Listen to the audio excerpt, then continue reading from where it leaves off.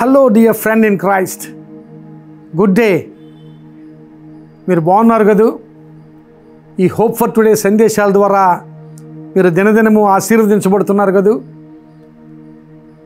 ఈరోజు ఈ hope for today సందేశంలో దేవుడు మిమ్మల్ని ఆశీర్వదించాలనే ప్రార్థనతో ఈ సందేశాన్ని మీ ముందుంచుతున్నాను. ఈరోజు మనకందరికీ తెలిసిన వాక్య భాగం 23వ కీర్తన 4వ వచనాన్ని చదువుతున్నాను. గాఢాంధకారపు లోయలో నేను సంచరించినను, ఈ అపాయమునకు భయపడను. నీవు నాకు తోడై ఉందువు, నీ దుడ్డు కర్రయు నీ దండమును నన్ను ఆదరించును. గాఢాంధకారపు లోయలో నేను సంచరించినను, ఈ అపాయమునకు భయపడనని ఆ కీర్తనకారుడు మాట్లాడుతున్న మాటలు. ప్రియులారా, మన జీవితాల్లో ఆయా సమయాల్లో అలాంటి అంధకారమైన స్థితిగతులు చోటు చేసుకుంటూ ఉంటాయి. ఆ కీర్తనకారునికి కూడా, దావీదుకు కూడా అలాంటి పరిస్థితులు ఎన్నోసార్లు చోటు చేసుకున్నాయి. ఈరోజు మన జీవితాల్లో అలాంటి స్థితిగతులు చోటు చేసుకోవు అని చెప్పలేం. మనందరి జీవితాల్లో అంధకారమయమైన స్థితిగతులు చోటు చేసుకుంటూ ఉంటాయి. అయితే ఈ కీర్తనకారుడు అంటున్న మాటలలో ఒక గొప్ప నిరీక్షణ, గొప్ప ఆశీర్వాదం, గొప్ప వాగ్దానం ఉంది. అదేమిటంటే, అలాంటి గాఢాంధకారమైన లోయలలో నేను సంచరించినను అని చెప్పడంలోనే, నేను సంచరించినను అని చెప్పడంలోనే ఒక గొప్ప నిరీక్షణ ఉంది. అదేమిటంటే, నేను భయపడను. I do not fear. నేను భయపడను.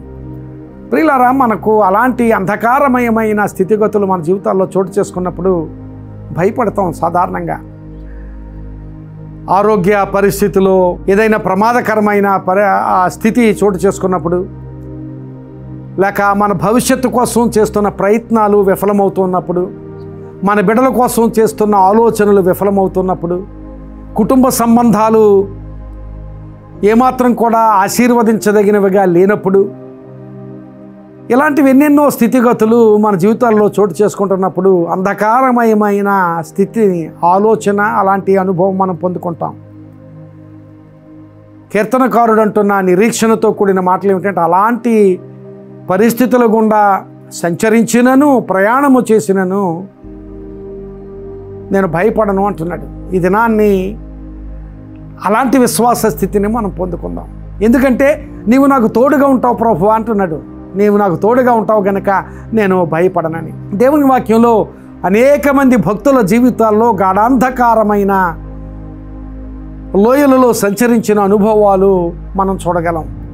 ఉదాహరణకు, పాత నిబంధన కాలంలో యోసేపును గురించి మనకు తెలుసు. యోసేపు అన్నల అసూయకు గురయ్యాడు. అదొక అంధకారమయమైన స్థితి. ఆ అన్నలు ఆయనను కొట్టి దోతాన్ అనే స్థలంలో ఒక గుంటలో త్రోసివేశారు. ఆ గుంటలో ఉన్నప్పుడు యోసేపు ఒక అంధకారమయమైన స్థితిలో ఉన్న అనుభవంలో మనము ఎరుగుదము. అన్నలు తర్వాత అతన్ని ఆ గోతి నుంచి తీసి పైకి తీసి ఇష్మాయేలు వర్తకులకు అమ్మివేశారు. అదొక అంధకారమయమైన స్థితి. ఆ వర్తకులు మరలా ఐగుప్తుకు తీసుకుని వెళ్ళి పోతీఫరా అనే ఒక అతనికి అమ్మివేశారు. యోసేపు అమ్ముడుపోతున్నాడు. ఒక వస్తువు అమ్ముడుపోయినట్లుగా అమ్ముడుపోతున్నాడు. ఎంత ఆ గాఢాంధకరమైన లోయ అనుభవం ఆయన జీవితంలో ఆయన అనుభవించాడో మనం అర్థం చేసుకోగలం. తన జీవితం తనది కాదు అన్నట్లుగా ఒక దాసుడుగా, బానిసగా అమ్ముడుపోయిన స్థితి.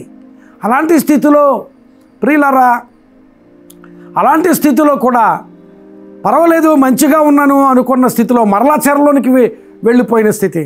అలాంటి చెరలో ఒక అంధకారమైన, గాఢాంధకారమైన లోయ అనుభవం యోసేపు జీవితంలో చోటు చేసుకుంది. ఒకసారి కాదు, 2 సార్లు కాదు, అనేక పర్యాయాలు యోసేపు జీవితంలో గాఢాంధకారపు లోయలో సంచరించిన అనుభవం పొందుకున్నాడు. ఈ దినాన్ని నీవు కూడా ఒకవేళ ఏ పరిస్థితిలోనైనా, ఏ రంగంలోనైనా గాఢాంధకారమైన లోయలో నేనున్నాను, భయంగా ఉంది అనుకుంటున్నట్లయితే దేవుని వాక్యం మాట్లాడుతుంది, నేను భయపడను అని కీర్తనకారుడు మాట్లాడుతున్నాడు.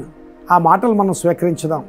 ఎందుకు అంటే, దేవుడు నాకు తోడుగా ఉంటాడు అని కీర్తనకారుడు మాట్లాడుతున్నాడు. ఈరోజు నీ లోయలో నిన్ను విడిచిపెట్టే దేవుడు కాదు. అయితే నీవు ఆయనను కాపరిగా చేసుకుని, ఆయనకు గొర్రెగా, ఆయన కాపరిగా, ఆ గొర్రె కాపరిని వెంబడిస్తుంది. గొర్రె కాపరి మాట వింటది. గొర్రె కాపరి చెప్పిన దాన్ని చేస్తుంది. అలాగూ ఆయన కాపరిగా నేను గొర్రెగా, ఆయన కాపరిగా, నీవు గొర్రెగా ఆయన వెంబడిస్తూ, ఆయన కాపుదలలో ఉంటూ, ఆయన మాటను అంగీకరిస్తూ మనం బ్రతికితే గాఢాంధకారపు లోయలలో మనము సంచరించినను ఈ అపాయమునకు భయపడని స్థితిలోనికి దేవుడు మనల్ని నడిపిస్తాడు. ఎందుకంటే ఆయన మనకు తోడుగా ఉంటాడు కనుక.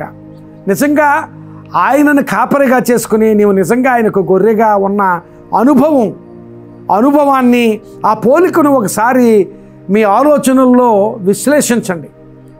ఒక కాపరికి గొర్రెగా ఉంటే ఆ గొర్రె ఎలాంటి స్థితిలో ఉంటుంది, ఎలాంటి అనుభవాల్లో ఉంటుంది, ఎలాంటి ఆలోచనలతో ఉంటుంది, ఎలాంటి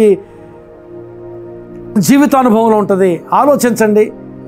ఆలోచించి ఒక కాపరికి, నా కాపరి క్రీస్తు అయితే ఆ కాపరికి నేను గొర్రెగా ఉన్నాను, ఆయన మాట వింటాను, ఆయన వెంబడిస్తాను, ఆయన మాట ప్రకారం చేస్తాను, అలా చేస్తే ఆయన నాకు తోడుగా ఉంటాడు అనే ఆలోచన నింపుకొని ఏ గాఢాంధకారపు లోయలో నీ ఉన్నా భయపడవలసిన అవసరం లేదు. దేవుడు నీతో మాట్లాడుతున్నాడు. నీ లోయలో నుంచి ఆ లోయను దాటింపచేసి ఒక ఉన్నతమైన స్థలంలోకి దేవుడు నేను నడిపిస్తాడు. అదే ధైర్యాన్ని ఆ కీర్తనకారుడు అక్కడ వ్యక్తపరుస్తున్నాడు. గాఢాంధకారపు లోయలలో నేను సంచరించినను, నేను భయపడను, ఎందుకంటే నీవు నాకు తోడుగా ఉంటావు, నీ దుడ్డు కర్రయు నీ దండమును నన్ను ఆదరించను. ప్రియులారా, ఈరోజు నీ జీవితంలో, నీ కుటుంబంలో, నీ ప్రయత్నాల్లో, నీ వ్యాపారంలో, నీ వృత్తిలో ఎలాంటి ప్రతికూలమైన పరిస్థితులు, గాఢాంధకారమైన లోయల వంటి అనుభవాలు ఉంటే ఆ అనుభవాల్లో దేవుడు నీతో మాట్లాడుతున్నాడు. ఆయన నీకు తోడుగా ఉండే దేవుడు. అయితే నీవు ఆయనను కాపరిగా చేసుకుని ఆయనకు ఆయనకు విధేయుడు అవుతూ, ఆయన మాట వింటూ ఆయనను వెంబడించగలిగే అనుభవంలోని ఉంటే తప్పక నీవు భయపడని స్థితి, గాఢాంధకారపు లోయలో ఉన్నప్పటికీ భయపడకుండా ముందుకు సాగుతావు. ముందుకు సాగి ఆయన నీ కొరకు సిద్ధపరిచిన ఆ ఆశీర్వాద స్థితిలోనికి నీవు నడిపించబడతావు. అలాంటి ఆశీర్వాదము దేవుడు నీకు దయచేయునుగాక. ఆమేన్. ప్రార్థన చేసుకుందాం. పరిశుద్ధుడా, కృప కలిగిన మా తండ్రి, నిజమే ప్రభువా, నీవు ఈ మాటలు మాకు వినిపింపచేసినందుకు మీకు స్తోత్రాలు. తండ్రివైన దేవా, నీ కుమారుడిని యేసుక్రీస్తు ప్రభువును మేము కాపరిగా చేసుకుని నీ మాటలు విని ఆ మాటల ప్రకారం జీవించి ప్రభువా, ఏ గాఢాంధకారపు లోయలో సంచరించినా భయపడకుండా ముందుకు సాగి నీవు మా కోసం దాచి ఉంచిన, నీవు మా కోసం సిద్ధపరిచిన ఆ స్వాస్థ్యాన్ని పొందుకోవడానికి, ఆశీర్వాద స్థితిని పొందుకోవడానికి నీ కృప ఈ మాటలు విన్నవారందరిపై ఉంచమని ప్రార్థన చేస్తూ, ఈ మాటలు విన్నవారి జీవితాల్లో, వారి కుటుంబాల్లో గొప్ప కార్యాలు, ఆశీర్వాదాలు దయచేయమని, అలాగే వారి ప్రయత్నాల్లోనూ, వారి ఆలోచనల్లోనూ, వారి సమస్యలలోనూ జయము దయచేయమని ప్రార్థన చేస్తూ యేసు నామమున అతి మిక్కిలి వినయముగా బ్రతిమలాడి వేడుకుంటున్నాం తండ్రి. ఆమేన్. God bless you my friend. May this message be a blessing to you. ఈ సందేశం నీకు ఆశీర్వాదకరంగా ఉంటే తప్పక మీకు తెలిసిన వారందరికీ ఈ వీడియోను పంపించండి. వాళ్ళు ఆశీర్వదించబడితే దేవుడు మిమ్మల్ని కూడా ఆశీర్వదిస్తాడు. God bless you.